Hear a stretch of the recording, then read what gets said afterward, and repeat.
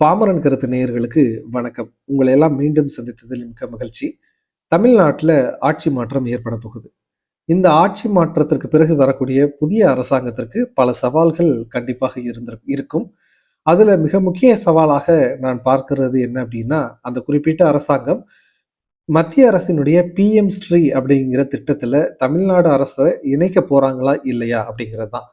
So இது குறித்து உங்களுடைய கருத்துக்களை நீங்க பதிவு செய்யறதுக்கு முன்னாடி இந்த வீடியோல இந்த பிஎம் ஸ்ரீ ஸ்கீம் அப்படின்னா என்ன, இதை எதற்காக மத்திய அரசாங்கம் கொண்டு வந்தாங்க, அவங்களுடைய நோக்கம் என்ன, இதுல சேர்றதுனால என்னென்ன பலன்கள் கிடைக்கும், அதே மாதிரி இதை எதற்கு தமிழக அரசாங்கம் எதிர்க்கிறாங்க, அவங்க முன்வைத்த காரணங்கள் என்னென்ன என்பது உள்ளிட்ட பல்வேறு விஷயங்களை தான் ரொம்ப டீட்டெயில்டா பேச போறோம். ஸோ இப்போ இளைஞர்கள் அதிகமாக அரசியல் மயப்பட்டிருக்கீங்க. அப்போ உங்களுக்கு இந்த விவரங்கள் அனைத்துமே தெளிவாக தெரிஞ்சா மட்டும்தான் இது குறித்து உங்களால பேச முடியும், ஒரு டிசிஷன் எடுக்க முடியும். அதற்காக தான் இந்த வீடியோ. ஸோ இந்த வீடியோவை ஸ்கிப் பண்ணாம ஃபுல்லா பாருங்க. உங்களுடைய கருத்துக்களை தவறாம பதிவு பண்ணுங்க. அதே மாதிரி இந்த வீடியோ நிறைய பேருக்கு போய் சேரணும் அப்படின்னா இதை ஷேர் பண்ணிக்கங்க. சரி, இப்போ வாங்க நம்ம வீடியோக்குள்ள போகலாம். பிஎம் ஸ்ரீ ஸ்கீம் அப்படின்னா என்னன்னா, இதோட விரிவாக்கம் என்னன்னா, Pradhan Mantri schools for rising India, அதாவது எதிர்கால வளர்ச்சி அடையக்கூடிய இந்தியாவுக்கு தேவையான ஒரு ஸ்கூல்ஸை உருவாக்குறது தான் இதோட முக்கியமான நோக்கம். இதற்காக தான் இந்த ஸ்கீமை கொண்டு வந்திருக்காங்க. ஏற்கனவே உங்களுக்கு அனைவருக்குமே தெரியும், கல்வி அப்படிங்கிறது பார்த்தீங்கன்னா மத்திய பட்டியல்லையும் இருக்கும், மாநில பட்டியல்லையும் இருக்கும். அப்போ ரெண்டு பேருமே திட்டங்களை கொண்டு வர்ற பொறுப்பு அவங்க ரெண்டு பேருக்குமே இருக்கு.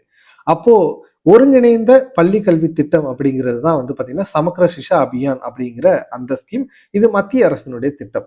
அதற்கு கீழே என்ன கொண்டு வர்றாங்க அப்படின்னா, இந்த பிஎம் ஸ்ரீ அப்படிங்கிற இந்த ஸ்கீமையும் மத்திய அரசாங்கம் கொண்டு வர்றாங்க. ஸோ இதோட நோக்கமா என்ன சொல்றாங்க அப்படின்னா, இந்தியா முழுமைக்கும் ஒரு 14,500க்கும் மேற்பட்ட பள்ளிகளை தேர்வு செய்வாங்க.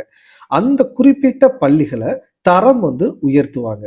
அது எப்படி இருக்கும் அப்படின்னு பாத்தீங்கன்னா, இப்ப இருக்கக்கூடிய இந்த டெக்னாலஜி யுகத்திற்கு ஒரு பள்ளி அடிப்படை உலக தரத்துல எப்படி இருக்கணுமோ, அதாவது சூப்பரான ஒரு லேபு, அதே மாதிரி பசுமையான ஒரு அந்த வளாகங்கள், அதே மாதிரி சோலார் பேனல் வச்சு இம்ப்ளிமெண்ட் பண்ணது, அதே மாதிரி அனைத்து விதமான லேப் ஃபெசிலிட்டிஸ் எல்லாத்தோடையும் கூட அந்த கட்டமைப்புகள் எல்லாத்தையுமே பார்த்தீங்கன்னா அந்த மாடல் ஸ்கூல்ல உருவாக்குறது தான் இவங்களுடைய எய்ம் பார்த்தீங்கன்னா. அப்போ இதற்கு 14,500க்கும் மேற்பட்ட பள்ளிகளை தேர்வு செய்யறது தான் இவங்களுடைய இலக்கா வச்சிருக்காங்க. இதற்கு நிதி உதவி அப்படிங்கிறது எப்படி நடக்கும் அப்படின்னா, 60% நிதி உதவியை மத்திய அரசாங்கம் செய்வாங்க, 40% நிதி உதவியை மாநில அரசாங்கம் செஞ்சுக்கணும்.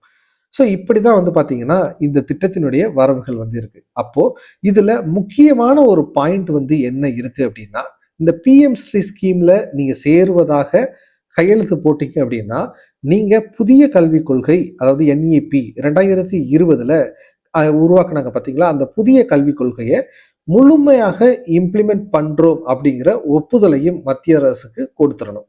ஸோ இதுதான் பாத்தீங்கன்னா ஒரு முக்கியமான பாயிண்டா இங்க இருக்கு. அப்போ 3 விஷயங்களும் பாத்தீங்க அப்படின்னா இந்த இடத்துல இன்டர்லிங்கா இருக்கு. இப்போ தமிழ்நாடு அரசாங்கம், அதே மாதிரி மேற்கு வங்கம், இந்த 2 மாநிலங்கள் தான் இதுல இணையாம தள்ளி போட்டுக்கிட்டே இருந்தாங்க. இப்போ மேற்கு வங்கத்துல ஆட்சி மாற்றம் நடந்திருக்கு. அதனால இப்ப புதிதாக வரக்கூடிய அரசாங்கம் கண்டிப்பா இதுல சேர்ந்துருவாங்க. தமிழ்நாடு இன்னும் சேராம தான் இருக்காங்க.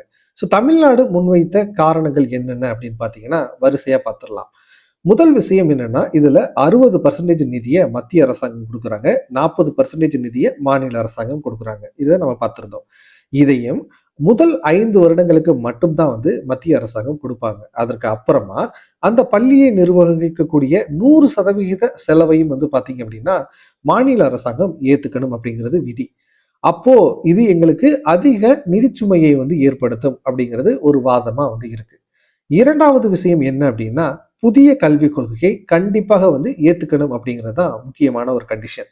ஸோ ஏற்கனவே உங்களுக்கு தெரியும், புதிய கல்விக் கொள்கை ரொம்ப பிற்போக்குத்தனமாக இருக்குது அப்படின்னு சொல்லிட்டு தான் தமிழக அரசாங்கம் அதை எதிர்த்துக்கிட்டே இருந்தாங்க. அப்போ இந்த பிஎம் ஸ்ரீல சேர்ந்தா அதை கண்டிப்பா இந்த ஸ்கூல்ஸ்ல இம்ப்ளிமெண்ட் பண்ணணும் அப்படிங்கிற ஒரு மேண்டேட்டரி இருக்கிறதுனாலையும் இதுல சேராம தமிழக அரசாங்கம் தள்ளி போட்டுக்கிட்டே வந்தாங்க.